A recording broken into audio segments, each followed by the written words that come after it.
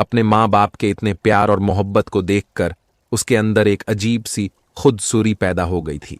वह नूरी फातिमा जब भी बाहर निकलती एक फख्र और गुरूर के सर पर अपनी गर्दन ताने रखती थी। हर कोई उसे सख्त नापसंद करता था, क्योंकि नूरी फातिमा अक्सर किसी न किसी बात पर गुस्सा होकर राहगीरों को सख्त से सख्त सजा दिलवाती थी। उसके साथ उसके मुलाजिमों की एक फौज थी जो औरतों और मर्दों पर मुश्तमिल थी। ताजिर को अपनी बेटी की जान बहुत ज्यादा अजीज थी। यही वजह थी जब भी नूरी फातिमा घर से बाहर निकलती तो उसके साथ उसके मुहाफिज की एक बड़ी तादाद मौजूद होती। एक दिन इसी तरह नूरी फातिमा बाजार में जा रही थी, क्योंकि वह अक्सर बाजार के दौरे पर निकल जाती और अपनी सहेलियों के साथ सारा बाजार घूमती। आज भी वह अपने मुलाजिमों के साथ बाजार चली गई थी। अचानक उसे अपने सामने एक बूढ़ा शख्स दिखाई दिया। वह बूढ़ा शख्स नूरी फातिमा की तरफ ही देख रहा था। नूरी फातिमा को उसका अंदाज बहुत बुरा लगा था, क्योंकि वह बहुत ज्यादा हसीन थी और अपने हुस्न पर उसे नाज था। नूरी फातिमा ने अपने मुहाफिज से कहकर उस बूढ़े शख्स को करीब बुलवाया और कहने लगी, आखिर तुम्हारी जरूरत कैसे हुई? मुझे यूं देखने की क्या? तुम्हें मालूम नहीं मैं कौन हूं? नूरी फातिमा के इस तरह कहने पर वह बूढ़ा कहने लगा, मुझे तो दिखाई भी नहीं देता, तो मैं तुम्हें कैसे देख सकता हूं बेटी? तुम्हें यकीनन कोई गलत फहमी हुई है। जैसे ही बूढ़े के मुंह से बेटी का लफ्ज सुनकर नूरी फातिमा के तन बदन में आग लग गई और वह गुस्से से कहने लगी, तो क्या तुम यह कहना चाहते हो कि मैं झूठ बोल रही हूं? नूरी फातिमा के गुस्से से बोलने पर उसके मुहाफिज एकदम आगे बढ़ाए और तभी नूरी फातिमा ने अपने मुहाफिज से कहा, इस बूढ़े को ऐसा सबक सिखाओ उसे अच्छी तरह यह बात याद हो जाए कि इसने मेरी तरफ नजर उठाकर नहीं देखना और ना ही मेरे सामने आना है। इतना कहकर नूरी फातिमा बड़े रोब और दबदबे के साथ आगे बढ़ गई, जबकि मुहाफिज ने उस बूढ़े शख्स को काफी मारा पीटा। इतने में उस बूढ़े शख्स का बेटा वहां पर आ गया। उसने जब अपने बाप की यह हालत देखी तो मुहाफिज के साथ उलझ पड़ा और कहने लगा, आखिर तुम मेरे बाप को क्यों मार रहे हो? क्या तुम्हें अंदाजा नहीं?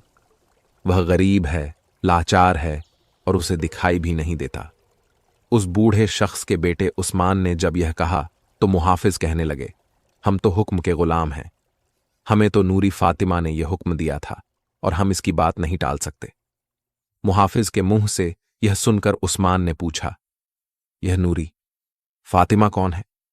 क्या यह वही लड़की तो नहीं जो बहुत मगरूर और घमंडी है और जिसे अपने हुस्न पर बहुत नाज है और जिसने शहर के हर दूसरे शख्स का जीना हराम कर रखा है? उस्मान के इस तरह कहने पर मुहाफिज ने कहा, हां, यह वही है। हम खुद इसके जुल्मों सितम से बहुत तंग है, क्योंकि वह नाजायज ही किसी को भी डांट देती है, मार देती है और नौकरी से निकलवा देती है। उसका बाप उससे बहुत मोहब्बत करता है, इसी वजह से उसकी कोई बात नहीं टालता। इसी बात ने नूरी फातिमा के अंदर एक घमंड और मगरूर पैदा कर दी है।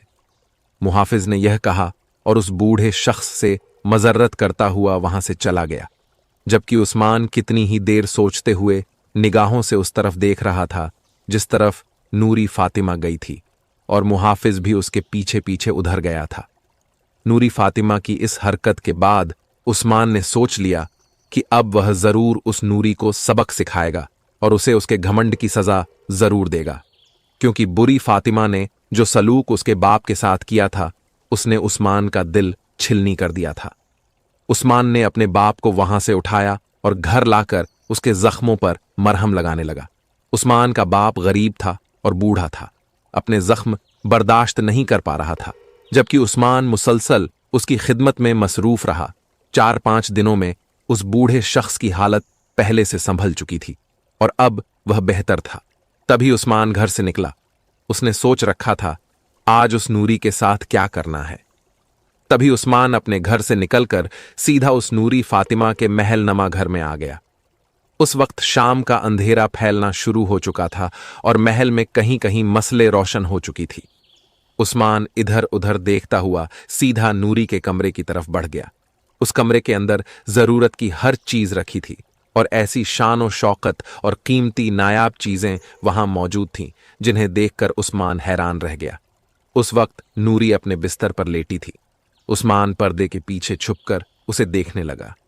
नूरी ने खूबसूरत सा लिबास पहन रखा था और वह बेहद खूबसूरत लग रही थी।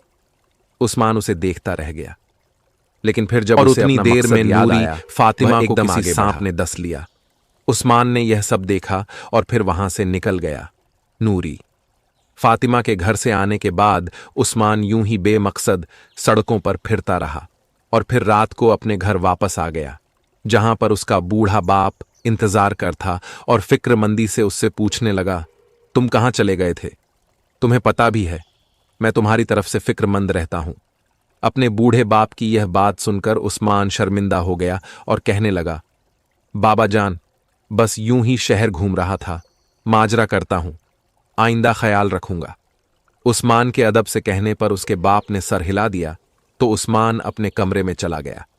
अगले दिन पूरा शहर एक नई कयामत लेकर तलू हुआ था। जब उस बूढ़े ताजिर और उसकी बीवी को यह पता चला कि नूरी फातिमा अपने बिस्तर पर मुर्दा हालत में मौजूद है। नूरी फातिमा की खास मुलाजिम ने आकर यह खबर जब उस ताजिर को दी और वह ताजिर तो पीटने लगा और अपना सर जोर जोर से दीवार पर मारने लगा। अपनी बेटी की मौत की खबर सुनकर उससे यह गम बर्दाश्त ना हो सका, जबकि उसकी बीवी की हालत भी कुछ ऐसी ही थी। वो दोनों मियाँ बीवी रोने लगे और दीवानावार अपनी बेटी के कमरे की तरफ भागे, जहां पर बिस्तर पर नूरी फातिमा मुर्दा हालत में मौजूद थी। उसके जिस्म का सारा खून नीला पड़ चुका था और इस वक्त नूरी फातिमा बेहिसाब हरकत बिस्तर पर पड़ी थी। ताजिर ने फिर भी इस पर तसल्ली नहीं की। शहर के बड़े बड़े हकीमों तबीब को बुलवाकर नूरी फातिमा का मुआयना करवाया, लेकिन नूरी इस दुनिया से रुखसत हो चुकी थी और यह सच्चाई ताजिर और उसकी बीवी बर्दाश्त नहीं कर पा रहे थे। ताजिर के घर पर एक सन्नाटा फैल चुका था और मौत के बाद जो खामोशी होती है उसे सारे घर ने अपनी लपेट में ले रखा था। ताजिर और उसकी बीवी रो रो कर गम से निडल थे। ताजिर ने अपनी बेटी को अगले ही दिन शहर की सबसे महंगी और बड़ी कब्रिस्तान में दफन कर दिया। अपनी बेटी को इस तरह दफनाने का अमल ताजिर के लिए बहुत ज्यादा तकलीफदेह था, लेकिन वह क्या करता। अल्लाह की मर्जी के आगे वह खामोश हो गया, लेकिन फिर भी उसके दिल को ना तो सब्र था और ना ही करार। नूरी फातिमा को दफनाने के बाद ताजिर काफी देर उसकी कब्र के सिराने बैठा रहा और फिर रोते रोते इसी तरह घर आकर अपने कमरे में बंद हो गया। नूरी फातिमा उसका कुल शर्माया थी और अब वह मनोमट्टी तले जाकर सो चुकी थी। वह रात ताजिर के ऊपर बहुत भारी थी, लेकिन कोई भी नहीं जानता था उस रात की सुबह कैसे कैसे रंग लेकर आई और कैसे एक नई कयामत उस ताजिर की मुंतजीर होगी। अगली सुबह जब ताजिर अपने कमरे में ही मौजूद था, सारी रात जागते रहने की वजह से उसका सर शदीद दर्द कर रहा था और दिल गम से निडाल था। तभी उसका एक मुहाफिज उसके पास आया और कहने लगा, ऐ शेख, आप जानते हैं कि मैं सुबह जब नूरी फातिमा बीबी की कब्र के ऊपर जब फूल चढ़ाने गया तो एक अजीब मंजर मुझे दिखाई दिया। मुहाफिज के लहजे में खौफ महसूस करके ताजिर कहने लगा, क्या हुआ, कैसा मंजर, जल्दी बताओ वरना मेरा दिल फट जाएगा। ताजिर के कहने पर मुहाफिज ने खौफजदा नजरों से उसकी तरफ देखा और कहने लगा, ऐ शेख, मैं जब वहां पर फूल चढ़ाने गया था तो देखा नूरी बीबी की कब्र खुली है और उसके अंदर से लाश गायब है और कब्र के अंदर ढेर सारे कब्र के बिज्जू सांप मौजूद हैं जो थोड़ी थोड़ी देर के बाद अपना सर उठाते जबकि सांप अपना फन फुला दे रहा। यह सुनकर ताजिर के पैरों तले से जमीन निकल गई और वह एकदम उठकर मुहाफिज का गिरेबान पकड़कर खड़ा हो गया और कहने लगा, ये तुम कैसी बकवास कर रहे हो, क्या तुम्हें जरा भी अंदाजा है, तुम मेरी बेटी के बारे में ऐसी बात कर रहे हो। ताजिर की बात सुनकर मुहाफिज कहने लगा, मैं सच कह रहा हूं, ऐसा ही है, मैं कसम खाता हूं, मैंने झूठ नहीं बोला। आप मेरे साथ चलकर देख लें तो आपको खुद ही सच का पता चल जाएगा। मुहाफिज के इस तरह कहने पर ताजिर उसी वक्त भागम भाग अपने घर से निकला और सीधा कब्रिस्तान की तरफ चला गया और वहां पहुंचकर देखी वाकई नूरी की कब्र खुली थी और उसके अंदर उसकी लाश मौजूद नहीं थी बल्कि कब्र के बिज्जू सांप थे। और ताजिर रोने लगा, ऐ अल्लाह, ये मेरे किस गुनाह की सजा है, मेरी बेटी आखिर कहां चली गई, किसने मेरी बेटी के मुर्दा वजूद को चुरा लिया, आखिर ऐसा बदबख्त कौन है। ताजिर वहां बैठकर रोता रहा, गिड़गिड़ाता रहा, लेकिन उसे समझ नहीं आ रही थी आखिर किसने यह सब किया है। तभी ताजिर ने मुहाफिज से कहा कि वह शहर का कोना कोना छान मारे और यह देखें कि नूरी फातिमा की लाश को कहाँ ले जाया गया है। मस्जिदों में ऐलान करवा दें और इसके अलावा हर आए गए से पूछताछ करें।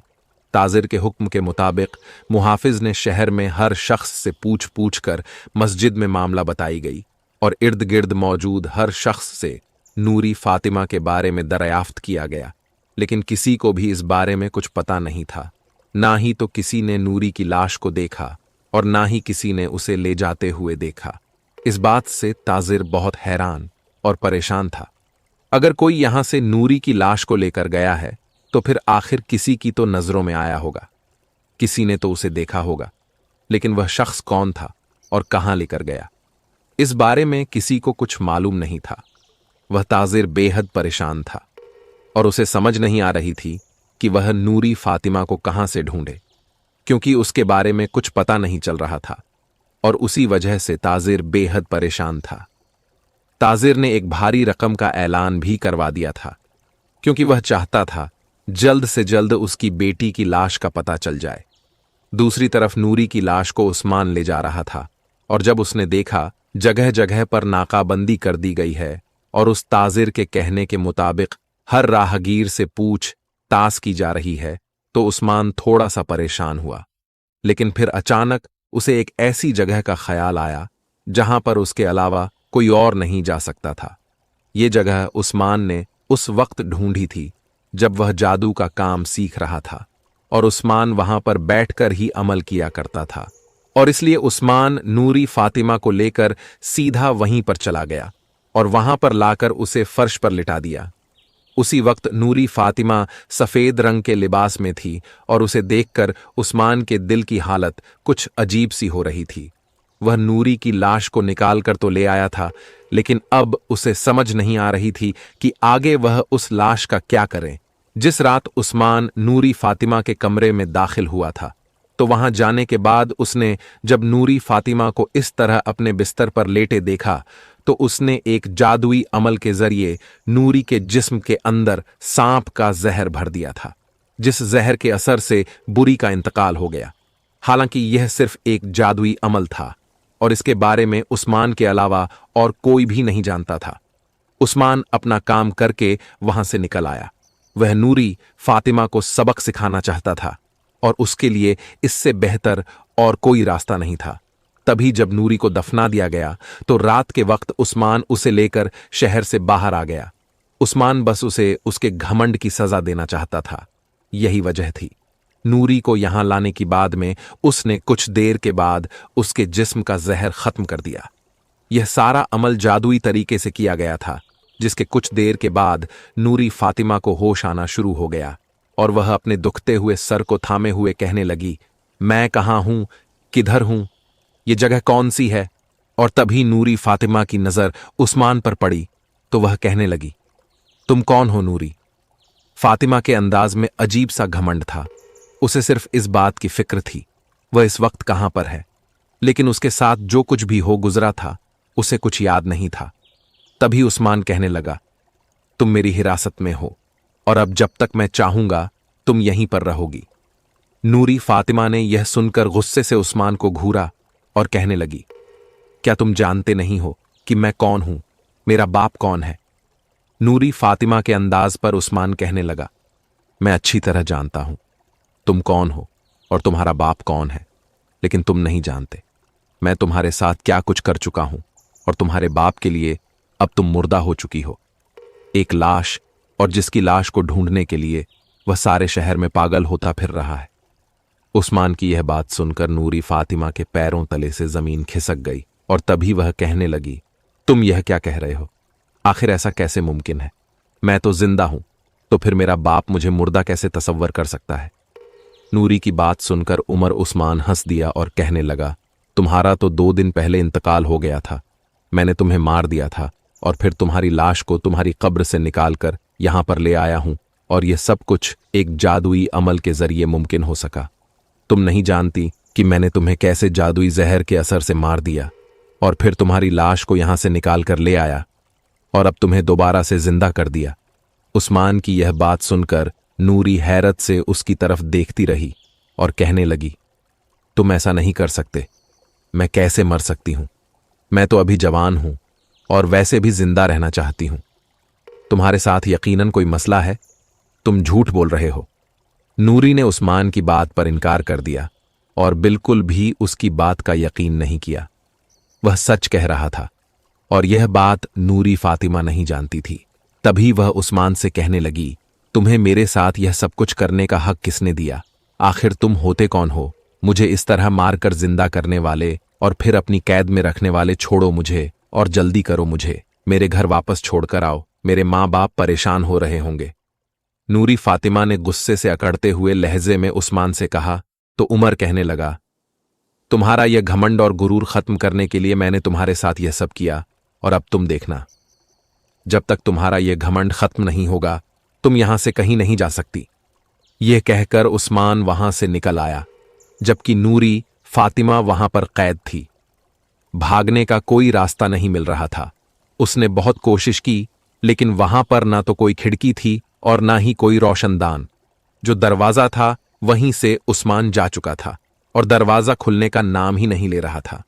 नूरी फातिमा ने इर्द गिर्द बचाव की आवाजें भी लगाईं और चीखी चिल्लाई, लेकिन कहीं से भी उसके लिए कोई मदद नहीं आई। न जाने यह जगह कहां पर थी, कैसी थी, और कोई यहां पर आता भी था या नहीं। नरी को इस बारे में कोई इल्म नहीं था। यहां पर बैठकर वह अपने मां बाप को याद कर करके रोती रही और अपने महल के ऐशो आराम के बारे में सोचती तो उसे अंदाजा होता वह कितना कुछ खो चुकी है। वह उस्मान की मुंतजिर थी, कब उस्मान आता और उसे इस कैद से रिहाई दिलाता है। लेकिन उस्मान का अभी ऐसा कोई इरादा नहीं था। सारे शहर में नूरी फातिमा को ढूंढने के लिए ताजिर के आदमी फैल चुके थे।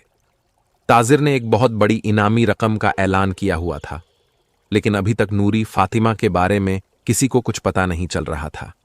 तभी एक दिन उस्मान नूरी फातिमा के पास आया और कहने लगा, तुम्हारा बाप तुम्हें बुरी तरह से ढूंढ रहा है, लेकिन मैं तुम्हें तब तक यहां से रिहाई नहीं दे सकता जब तक तुम मेरे बाप से माफी नहीं मांगेगी।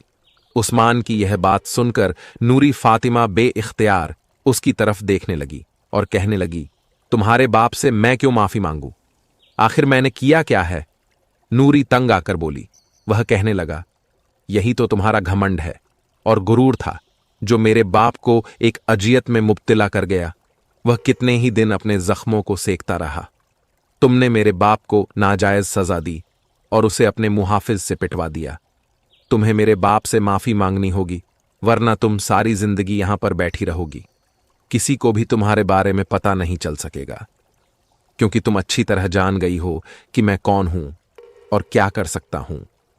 उस्मान के इस अंदाज पर नूरी की रीढ़ की हड्डी में सनसनाहट दौड़ी और वह चुपचाप उसे देखकर रह गई। नूरी एक मगरूर और घमंडी लड़की थी। वह किसी भी तौर पर उस्मान के आगे झुकना नहीं चाहती, लेकिन जो भी हालात चल रहे थे वह सब उस्मान के हक में जा रहे थे। इसलिए नूरी फातिमा उसे राजी करने लगी और कहने लगी, मैं तुम्हारी मिन्नत करती हूं, तुम मुझे यहां से रिहाई दिला दो। मैं यहां से चली जाऊंगी और तुम्हारे बाप से माफी मांगूंगी। बस एक बार मुझे यहां से जाने दो। नूरी फातिमा ने रोते हुए उस्मान से मिन्नत की तो उस्मान कहने लगा, नहीं, अभी नहीं। मैं अच्छी तरह तुम्हें जानता हूं। अभी तुम्हें अक्ल नहीं आई।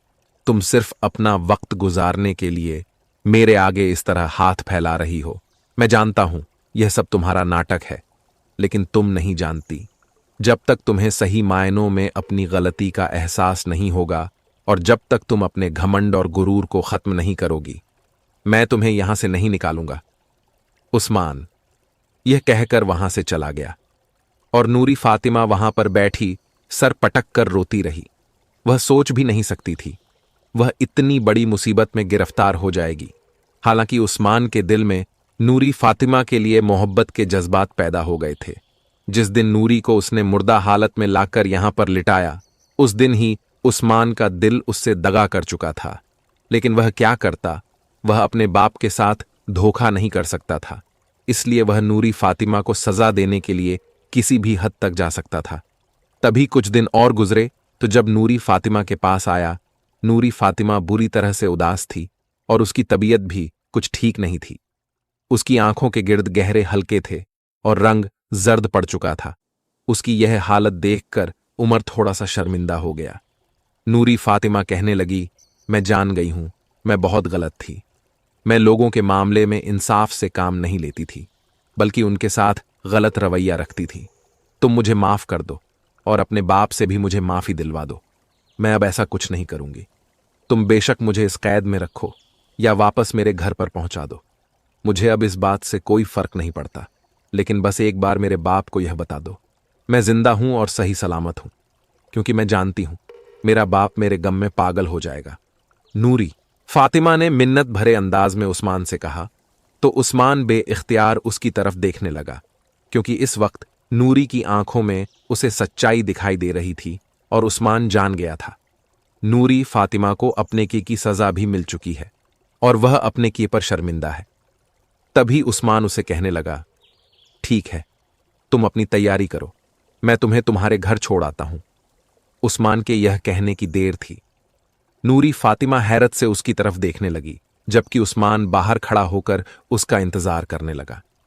नूरी फातिमा ने न जाने कितने हफ्तों के बाद आसमान का चेहरा देखा था, खुली फिजा को महसूस किया था।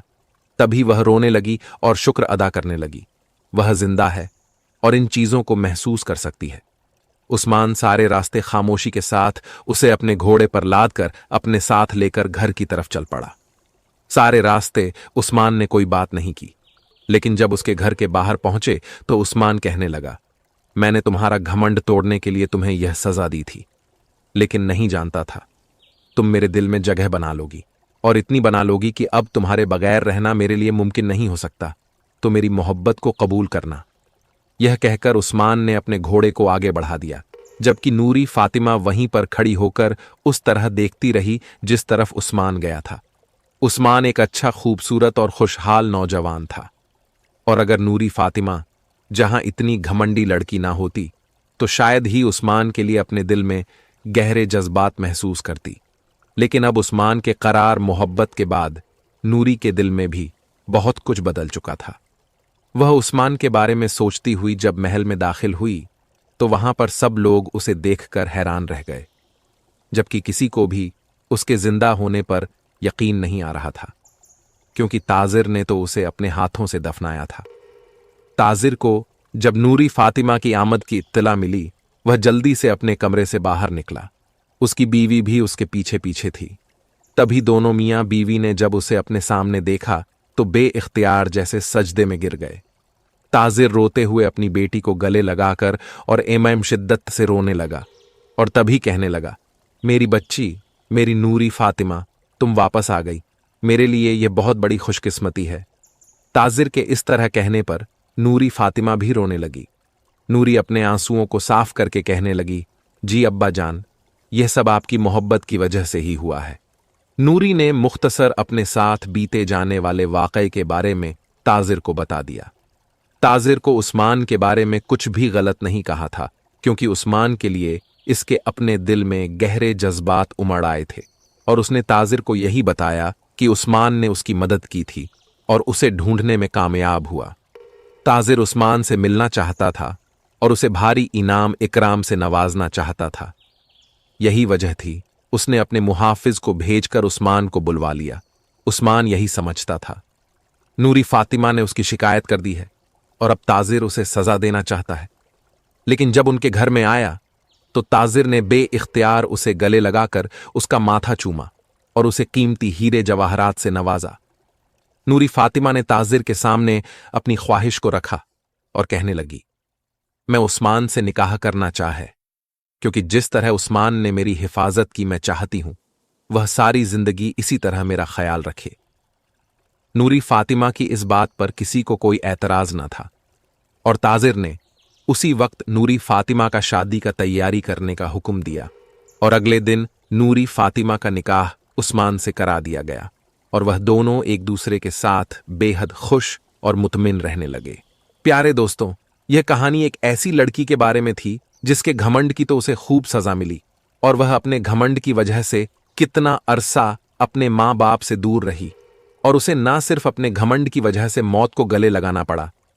तो दोस्तों, अगर आपको यह वाकया अच्छा लगा है तो सबसे पहले अपने फैमिली, दोस्तों, रिश्तेदारों में वीडियो शेयर जरूर करें, क्योंकि उन्हें भी इब्रत हासिल होगी। और चैनल को सब्सक्राइब करके कमेंट बॉक्स में अल्लाहू अकबर जरूर लिखिएगा। शुक्रिया।